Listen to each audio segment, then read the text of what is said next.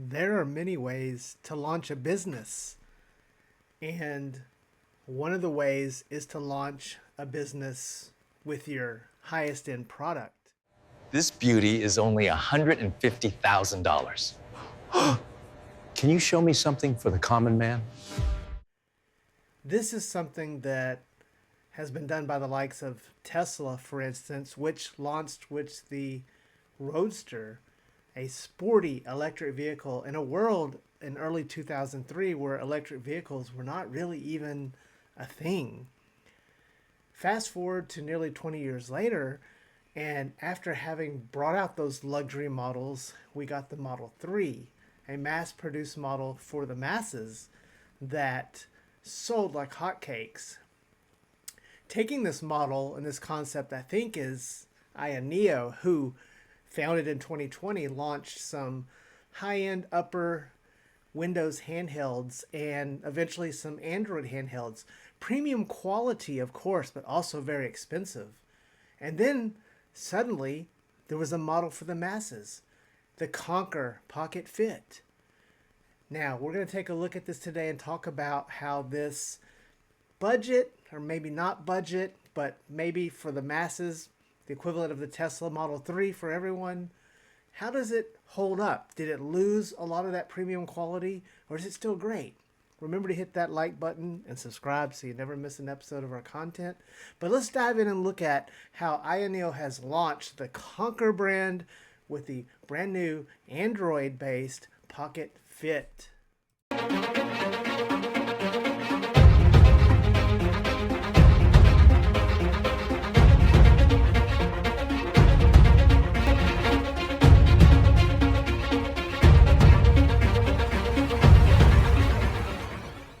You know, I used to just float through life, kind of just existing and surviving until I found an amazing product, one that you need to know about. But it's not really well known, and I want to keep it on the down low. And it is testosterone therapy. Are you on low T? Do you need to go? No, wait, I'm not a therapist. I'm not a doctor. What am I talking about? Low T? Hey, deadheads. Welcome back to the channel. Or welcome to the channel for the first time, new deadheads. Today, we're going to take a look at the Konkr Pocket Fit. One of the things that Ayaneo was known for was their fancy packaging. And on this channel, we have explored many Ayaneo products. And the Ayaneo Slide, for example, a AMD 7840U Windows-based handheld that we reviewed, had one of the most beautiful boxes of any kind of packaging, a throwback to the VHS era. So it comes as no surprise that the Konkr Pocket Fit has a very nice, attractive box. Looking at the box, we see the handheld on the top, and it is raised and embossed with a nice shiny look to it, saying Konkr Pocket Fit, powered by Snapdragon. But what's really impressive, if we start to look around the box, we have this nice gold inlay on the sides that says Konkr Pocket Fit. And then the Konkr logo on the side of it. And then we do still have powered by Snapdragon. This is the G3 Gen 3 model. I know those are very confusing. But it's very nice, attractive packaging. Again, even though we're dipping down into what they're calling the budget area, which I think is really more the mass produced area. The model we picked up, we got at the special price of $240. This model now is going for about $280, but it is still in a really good range for what you get. On the bottom of the box, we do have a little information about the model. We got the Mystic Black. We did get the 8 GB of RAM and 128 GB of storage, so that's bare minimum for Android. And a 1080p. It's interesting they show 1080p on the screen because to my knowledge, all of the screens are 1080p. I don't know if this means they're going to have a model that has a 1440p like the Pocket S in the future, but that would be very interesting. Continuing on, and we open up the box, and it continues to get very interesting because we do have this nice premium top. And it does have, again, the handheld. It says the Konkr pocket fit. It's nicely embossed. It's to keep it protected. The handheld is below it, and first seeing the handheld as you take it out of the box is pretty stunning. We'll get the handheld out of the way. The only other thing we have in here is this little circular tab, and beneath that we do have a USB-C cable, and then we have, yes, an extra set of button caps. Now, one of the criticisms when this thing was announced or first shown was how tiny the sticks are. I think most people that saw or have seen footage realize that the stick is ridiculously small. So they did put, after that criticism, they did put some bigger stick caps in this. Now, for my particular set, I think I've got the wrong size. I'm not sure because the ones that I received do not fit. They don't have the same shape, so I think maybe I got a wrong one. I've talked to somebody else that got theirs, and theirs do fit after getting it on there. But I do recommend the Portal caps or the Retroid caps. You can find a link in the description, which I think are awesome. I love the Odin Portal caps, so that's what I put on here, and that's what I used. And now that we've kind of taken everything out of the box, there's not really any manual or anything like that. Not that it's necessary, but let's get this all put back in. Let's get the handheld out, and let's take a look at our first impressions of the handheld.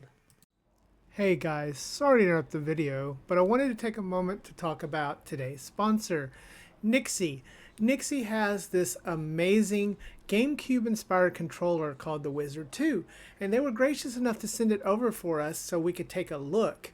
Now, first I want to say that GameCube is one of my favorite all-time systems to emulate, but we all know that Nintendo has always liked to use some of those goofy control schemes. So having a controller that more closely and naturally mimics that control scheme only makes emulation better. Have you ever found yourself trying to play something like Super Mario Sunshine on a regular Xbox type controller and you're like, man, this just isn't playing very well? Well, this solves that problem completely because it gives us those GameCube specific controls that helps you game better. And who doesn't want to game better? In fact, there's even more to it. This controller can also split apart. That's right, it can split apart and you can use it like Joy-Cons, left and right. That's even amazing because you can attach it to your Nintendo Switch. Now, if you have a Nintendo Switch 2, I want to let you know some awesome news because NYXI now has a device, an attachment that can actually help retrofit onto your new Nintendo Switch 2. And Nintendo Switch has online GameCube. It's really cool, so you can play with some of the newest technology. These controllers include things like TMR and Hall-based technology to give you the best of all the new stuff while giving you that great retro feel in the hand. Make sure to hit the link in the description below because we have some great codes to help support it. And we want to thank NYXI for sending this over. Again, I have been taken back in time to nostalgia by playing some of the best GameCube games, as you can see here, on things that run Bluetooth, or you can use their adapter to even play it on original hardware or the PC, whichever you want to do.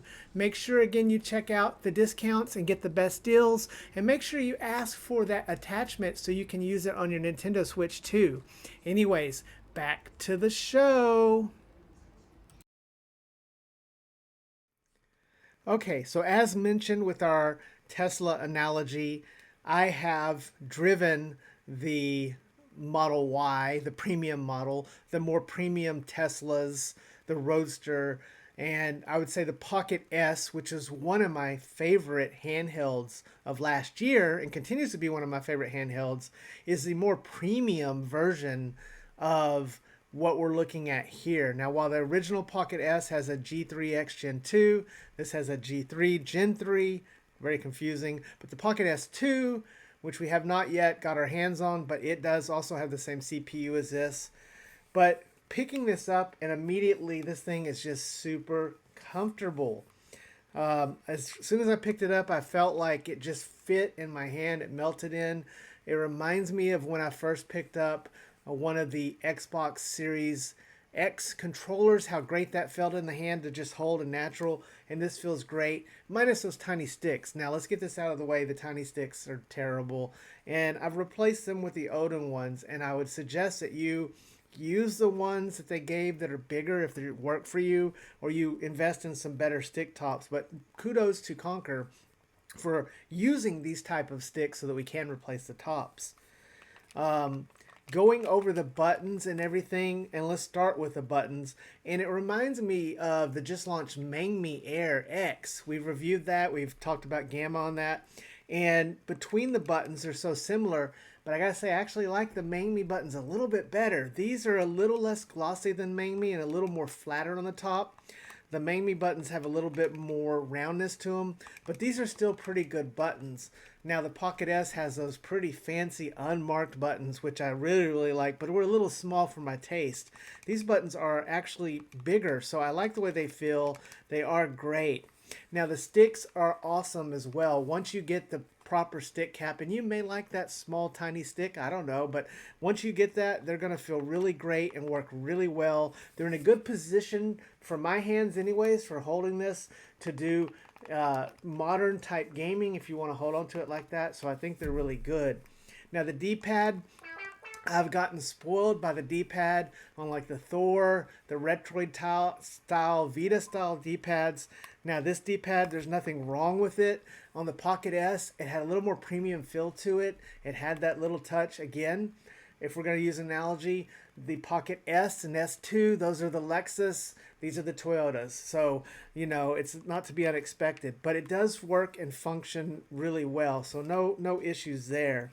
We do have a dedicated Konkr button, which was a dedicated Ayaneo button on our other devices, along with a start and select our home button. We do have some extra buttons on top, the LC and RC, which are carried over from the Ayaneo line. These buttons are really great for a lot of emulators. They're set up to pull up menus and things like that, so I really like those. We do have a nice big vent exhaust on the top. We do have our plus or minus volume, and then we have our power button. Now, this does not have a fingerprint reader. Again, separating out the premium, the real premium, the Pocket S line and above, or something like even your Pocket Micro or your Ayaneo Pocket Ace are going to have, you know, little extra touches this may not have. We do have the addition of the back buttons. That is something new that is missing on like the more premium ones. I like that. That's a nod to what Odin has been doing. I think they're in a good position. And then these shoulder buttons, the shoulder buttons are like butter. Everything on this is super quiet. The buttons, if you're looking for really dampened, quiet buttons so you can play next to a partner and not bother them, these are really, really good for that. They're really well made. My build is amazing for this. And then we do have the adjustable back R2 and L2 triggers. You can change them from a full click to a semi, almost micro switch feeling sort of tap. I love that we have that adjustment on there, and you can do that with just a simple switch on the back to make it happen. On the bottom, we do have a centered USB port. This does display out, so I love it for docking. I love when they're in the center, and it can be used with Ayaneo's dock or some of the other docks. And then my favorite thing, I know it's silly, I know it's stupid, but my favorite thing on this thing is the improved door for the SD card slot. You basically press the little raised bump on one end, it lifts up, and then you have the window to get in there and get your SD card in and out. But what I really like is it's magnetic. It has a little magnetic latch here, and it clicks into different positions. I don't know if the camera can get this, but it clicks in different positions, and then the magnet holds it shut. I love this. I want to see this in all future handhelds. I really loved my KTR one, but I hated the way that you had to use the old school push the pin in to get the little tray out. That was a nitpick of mine. But Konkr, this is the best one I've seen. The only other better would be just like to have it completely exposed. But this is great because it's a dust cover. It works great. I love it. I think it's amazing. The overall weight and feeling of this and the plastic and texture is very premium. The all glass front, which is kind of divisive to some people. You know, Mangmi has the Air X and it does not have a glass front, but we're seeing a glass front on almost everything coming out. So I don't think it should be that unexpected that that's what's happening. But overall, this in the hand feels really amazing. It's got a good weight to it, a good balance to it. It doesn't feel cheap. It's quiet on the buttons. It just feels good to hold. So we're off to a really good start. But now let's talk about what it can do, because this does have one of the more powerful CPUs, probably the best one for now, considering drivers and everything else. Although Odin 3 and the Elite version of this is even going to come. But let's dive in and take a look at booting this up and what it's like. Now, since this is an Android-based handheld, a Snapdragon G3 Gen 3, it does launch with Android 14. Now, we're real excited that Gamma brought Android 14 to the Mangmi Air X, because Android 14 brings some advantages that the earlier versions of Android didn't have. But it is your typical setup situation. If you've never seen an Ayaneo in person, and I think a lot of people are going to get this handheld, it'll be their first experience with the company, even though it's under Konkr, just like people who buy that Toyota, and Lexus has perfected all of those things that Toyota gains from it. So Android 14 is pretty fast and snappy. This is the base model with only 8 gigs of RAM, and even so, I find that it's pretty fast and snappy. Now my Pocket S has 16 gigs of RAM, and my Odin Thor Aya Thor, boy, that's confusing with these names, has 12 gigs.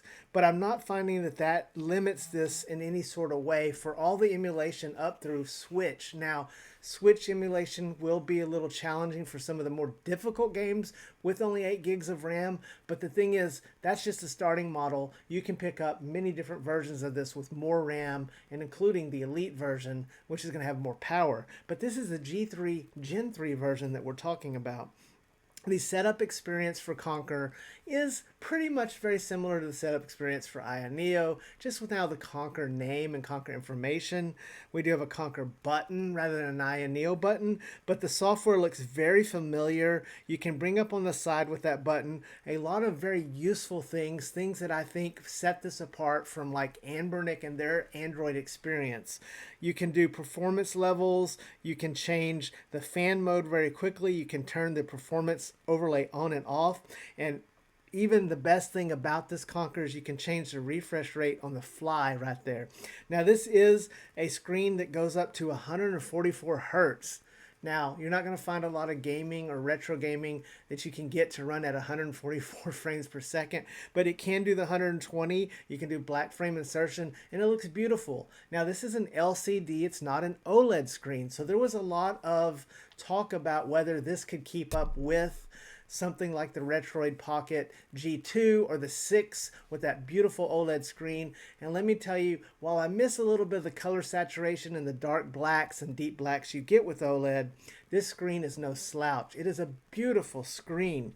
That refresh rate just makes it pop and everything. Being able to use the built-in Konkr software to change factors on the fly makes this a great experience. It's one of the things that I've loved about the Pocket S and its evolution. While AYN and their Odin lineup has had some pretty good support for Android, I think Ayaneo just has the better software overall. It's been developed for a long time.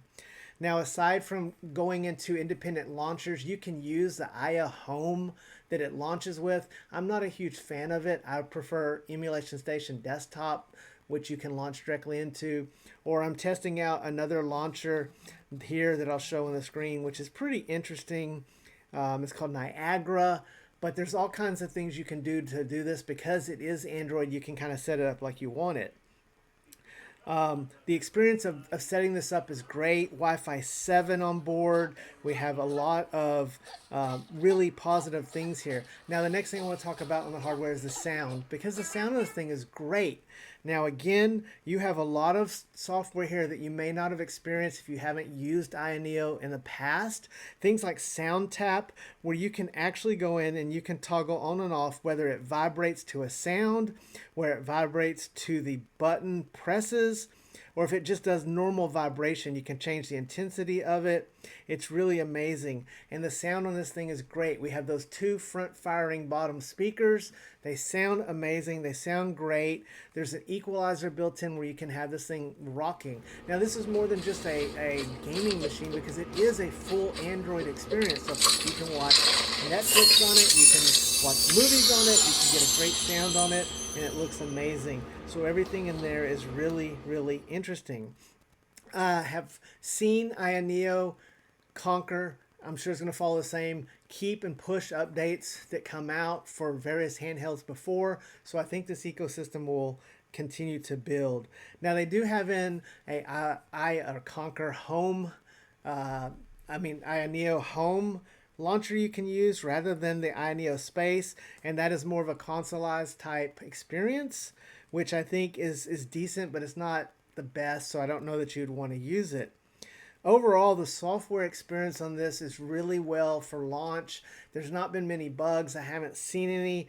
They're probably going to continue to update this. I love the support that you get from the Konkr button. It just makes the experience that much better and that much more consoleized.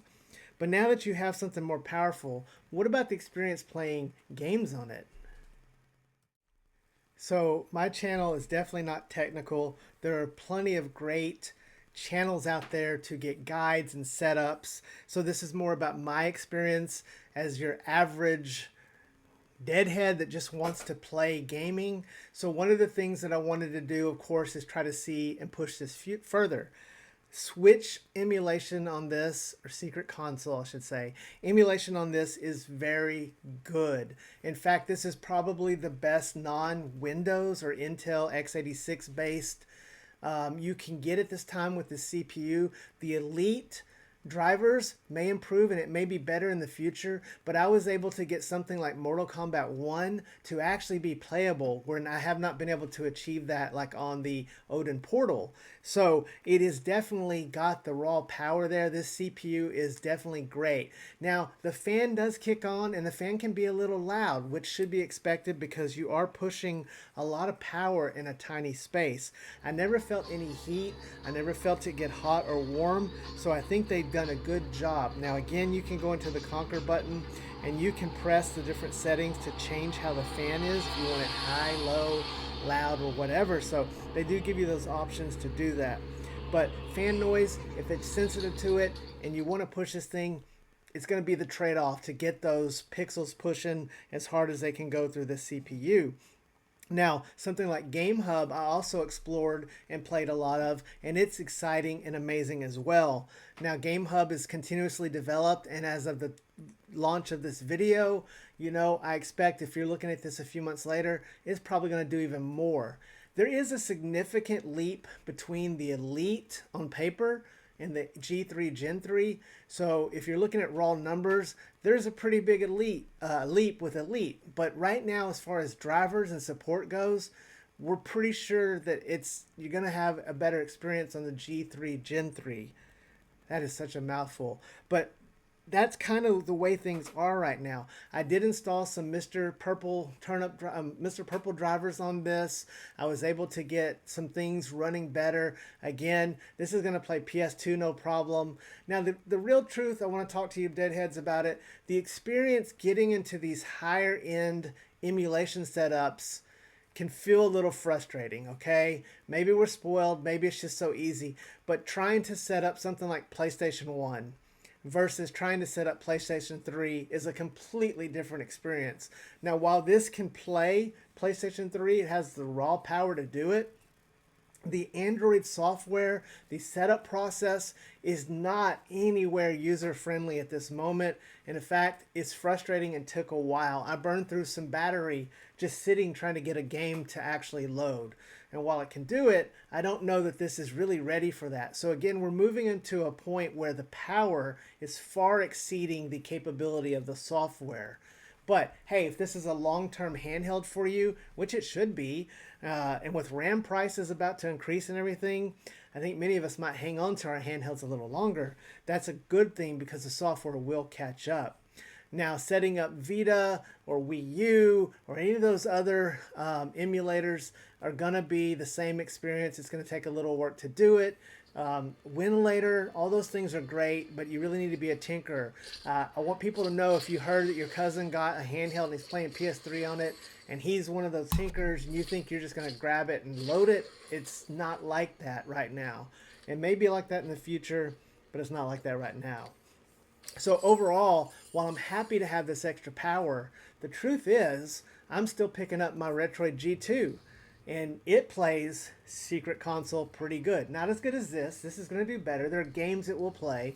But when I'm looking at two games that are easily sort of, played on there, something that does not push in it like Celeste, does it really matter? It's not, because again, we got to get the software and drivers of it. So we're moving into this stage of just, where do you go? What do you do? We do have an Odin 3 on the way, and I'm excited to try the Elite.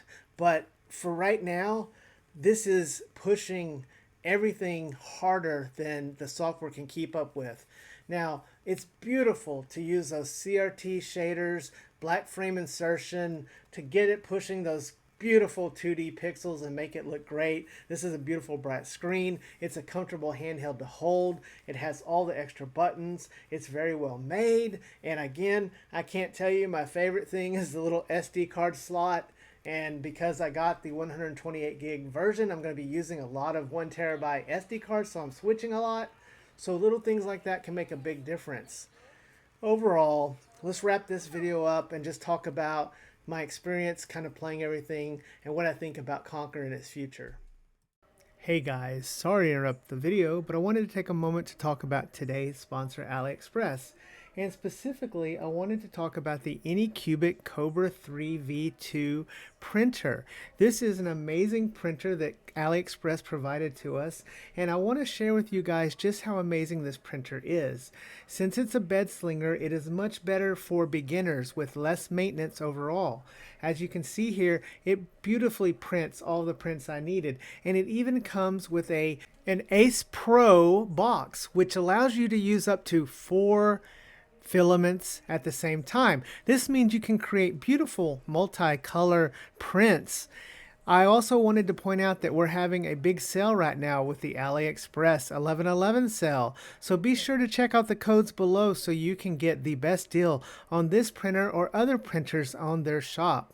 Again, we want to thank AliExpress for sending over the Anycubic Cobra 3 V2 combo, a 3D printer that I've found to be an excellent starting point for beginners to make all kinds of wonderful projects come to life. Anyways, back to the show. All right, so I think Konkr has a bright future. Ayaneo has designed its company, its business in a way to where it launched some very high-end, very good quality, but super pricey, expensive products. And in the world we live in, there is plenty of places for those type of products. The ultra expensive products that seem to do well. You have things like your, Lexus line of cars, and then everybody gets a Toyota. You have the Tesla that started off with a much higher end model, and they bring the others to the masses. You have all kinds of different things that people are willing to spend a little bit more money on, and then the company can actually bring more mass-produced models. So I think that as a company, Ayaneo has chosen a path that's what they're doing, and I think Konkr, if they're going to choose that name, is going to end up being the more well-known name long-term. This is the first product, and I think it's going to go well. Now, there's issues with the launch. Some of you have been waiting to get yours. I was lucky enough to be in the first 30 that shipped, so that's how I got it quicker. This is not a review unit. I bought this myself. And so Konkr does have some issues to face. Ayaneo's had some issues to face. Many of them for me have to do with using the Indiegogo model. I've made a video about that. I don't want to use Indiegogo. I'd rather wait till they have it in stock and buy it, and then this waiting game about wondering. There's very little to complain about here. I can't find anything that I really dislike on this. It mostly comes down to software that's not ready, emulation like the PS3 experience, just not great on Android. It's much better on Windows. So it's things like that if I had any complaints, but a beautiful screen, a form factor that feels comfortable. It's not heavy. The glass front is not overdone. It does smudge if you're worried about smudges, and controls and buttons and everything that are very good for this, and a price that's just really great for what you're getting. So that's it. I had a lot of fun with this. I've done a lot of emulation. I haven't been delving into Secret Console even more, Vita, things like that, and yes, PS3 that I'm delving with, although it's a little frustrating at the moment. Anyways, let me know what you guys think. Leave me a comment. Remember to hug your loved ones and love your hugged ones, because tomorrow's never promised. But yeah, the Konkr Fit ended up being the real deal. I like it. I hope they fix all their launch issues with logistics, and I hope they can continue to get this, putting this thing in a Best Buy at a, you know, with this 8 gigs and 128. If they can get it in a Best Buy at $299, I think it'll sell very well. Anyways, we'll see you next time, Deadheads. Differ it out.